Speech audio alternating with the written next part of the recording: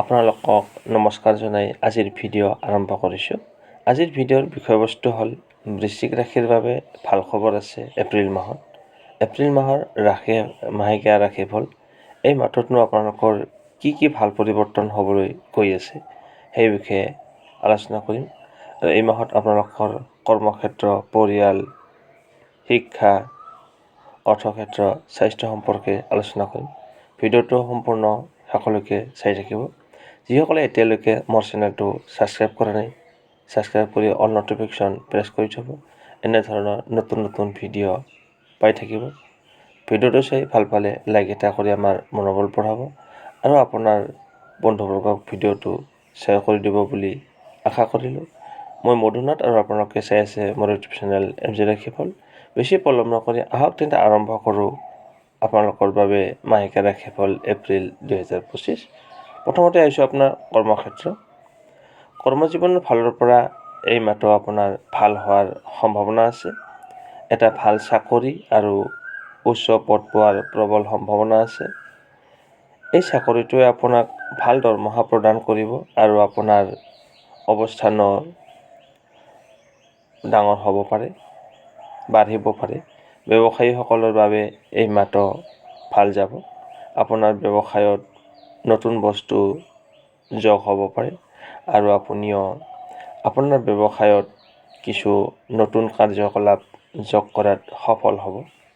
আপুনি কিছু নতুন পৰিকল্পনা হাতত লৈ কাম কৰিব, তাতে আপুনি সফলতা পাব আৰু আপোনাৰ ব্যৱসায়ত উন্নতি লাভ কৰিবলৈ সক্ষম হ'ব। আপোনাৰ কৰ্মক্ষেত্ৰত এপ্ৰিল মাহটো ভাল যাব। এতিয়া হৈছে আপোনাৰ পৰিয়াল ঘৰ গৃহস্থী।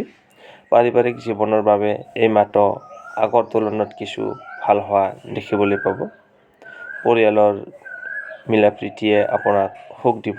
আপুনি যদি প্ৰেমত জড়িত হৈ আছে তেনেহ'লে আপোনাৰ বাবে মধ্যমীয়া ফল লৈ আহিব। প্ৰেম আৰু ৰোমান্টিকতাৰে ভৰা মুহূৰ্ত থাকিব আৰু আপুনি ইজনে সিজনৰ লগত মানসম্পন্ন সময় কটাব। এই মাহত আপোনাৰ বিয়াও ঠিক হ'ব পাৰে। এতিয়া আহিছোঁ আপোনাৰ টকা পইচা ক্ষেত্ৰত কেনেকুৱা হ'ব এই এপ্ৰিল মাহটো।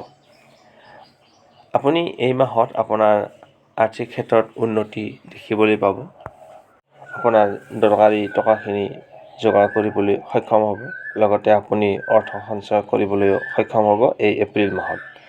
এতিয়া হৈছে আপোনাৰ স্বাস্থ্যৰ ক্ষেত্ৰত ক'বলৈ গ'লে এই মাহটো আপুনি মধ্যমীয়া ফলদায়ক হোৱাৰ সম্ভাৱনা আছে। আপোনাৰ পৰিপাকতন্ত্ৰ বিঘ্নিত হ'ব পাৰে, যাৰ কাৰণে হজমৰ সমস্যা আৰু পেট নষ্ট হ'ব পাৰে আপোনাৰ। ইয়াৰ উপৰিও বদহজম আৰু এচিডিটিৰ নিচিনা সমস্যাই এই মাহত আপোনাক অকণমান কষ্ট দিব পাৰে। গতিকে স্বাস্থ্য সম্পৰ্কিত সমস্যাত সতৰ্ক থাকক। আপোনাৰ মাহটো শুভ হওক। আজিলৈ বিদায় লৈছোঁ। আকৌ লগ পাম অন্য এটা নতুন ভিডিঅ'ত।